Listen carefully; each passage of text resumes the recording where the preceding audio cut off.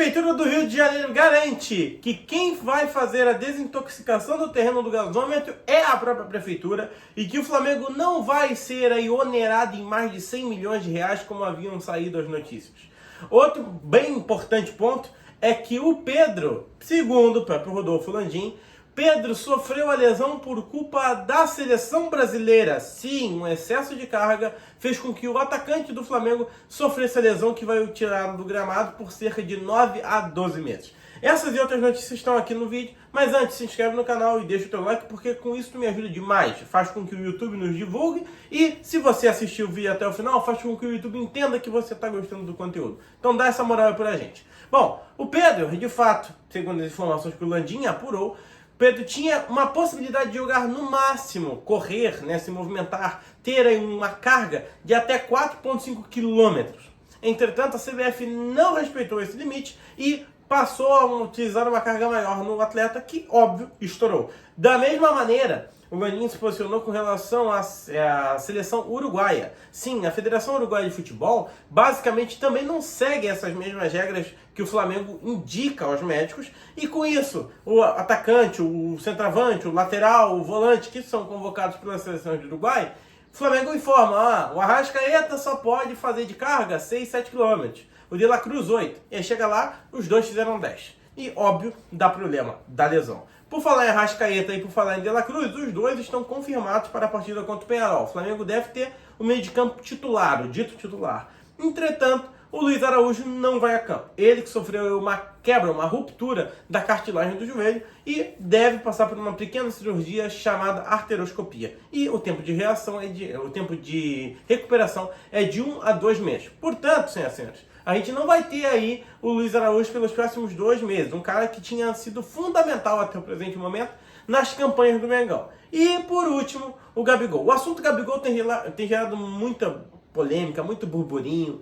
Bom, basicamente o Landim também na entrevista falou que o Gabigol teve a chance dele no Flamengo. O Flamengo ofertou ao Gabigol mais uma possibilidade de extensão de vínculo, que seria 1 ano de renovação, com um aumento de 50% dos seus vencimentos, ou seja, o salário vai subir por 50%, o que é bastante coisa. E o que o Landim falou foi, cara, essa é a nossa melhor e única oferta ao Gabigol. A gente não vai se curvar ao Gabigol. O Gabigol está tendo um 2024 muito próximo do que seria o 2023, ou seja, tá ruim, tá muito ruim. O Gabigol agora tá basicamente 2 anos que ele não joga bom futebol, mas eu gostaria de fazer uma ressalva ao Gabigol. E aqui eu tô querendo ser bem sincero com vocês. Eu já critiquei diversas vezes o Gabigol no canal, mas dessa vez eu preciso apontar uma injustiça que talvez esteja acontecendo.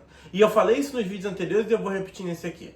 O Gabigol é um atacante ou um centroavante. Normalmente ele jogava como centroavante, com o advento Pedro ele começou a ser utilizado mais como um falso 9, ou um atacante de lado do campo.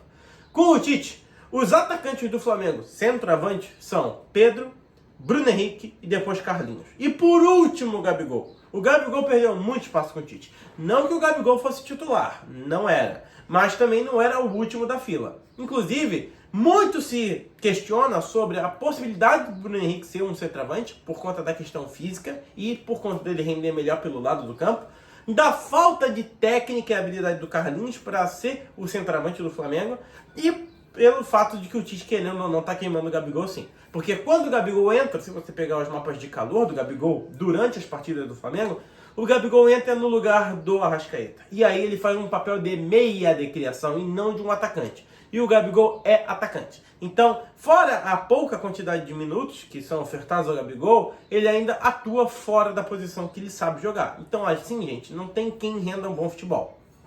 Ainda, tem a notícia do Jorge Nicola, que aparentemente conversou com o empresário do atleta e questionou, e aí, Nicola, de fato a gente será um acordo verbal do Gabigol com outros clubes? O empresário do atleta falou, não tem nenhum acordo do Gabigol com qualquer outro clube. O Gabigol é do Flamengo até o final do ano e não para pensar em outros acordos ou outros times. Entretanto, todavia, porém, o Gabigol tem sondagens da Europa, Inglaterra, Turquia, Arábia, mas o desejo do jogador é permanecer no futebol brasileiro. Isso não quer dizer que o Gabigol vai renovar com o Flamengo, mas que caso o Gabigol saia, ele deve ser aguardado em outros clubes do futebol brasileiro, dos quais eu arriscaria Cruzeiro, Corinthians e possivelmente Palmeiras. Esses são os clubes que eu arriscaria, eu aventaria ver o Gabigol. Possivelmente o Gabigol deve ir para o Cruzeiro, porque é o sonho do dono da SAF, ou do Corinthians, que também era ali um dos sonhos do Corinthians. Entretanto, eu queria dizer uma coisa para vocês. O Gabigol tem até o final do ano. E ele tem, se o Tite for justo, querendo ou não, uma chance. Porque, em teoria, o titular da posição, depois do Pedro, seria o Gabigol. Só que essa chance não está sendo dada para ele. Então vai ter gente que vai falar: o Gabigol não vai jogar contra o Penharol, sentiu dor na coxa, isso é migué para não jogar. Isso é porque ele tá puto. Não sei e acho difícil que seja isso, porque é muito complicado isso para um jogador. O jogador, ele quer jogar, ele quer ter minutagem, ele quer ter o nome dele cantado, ele quer ser aclamado. E o Gabigol foi ídolo, é ídolo para alguns ainda. Para mim, ele manchou bastante já essa imagem. Eu duvido que ele queira sair assim, pela porta dos fundos do Flamengo. Ele quer sair pela frente, ele quer sair sendo o Gabigol. Então, vamos ver o que vai acontecer nos próximos capítulos, mas de uma coisa temos certeza: o Flamengo não vai renovar o contrato com o Gabigol nos termos que o Gabigol quer. Então, ou ele aceita, ou ele produz mais para merecer o que ele quer. Se não, final do ano, o ciclo Flamengo e Gabigol deve se encerrar. Se inscreve, deixa teu like, deixa teu comentário, compartilha com os teus amigos, aciona o sininho da notificação e nos vemos nos próximos vídeos.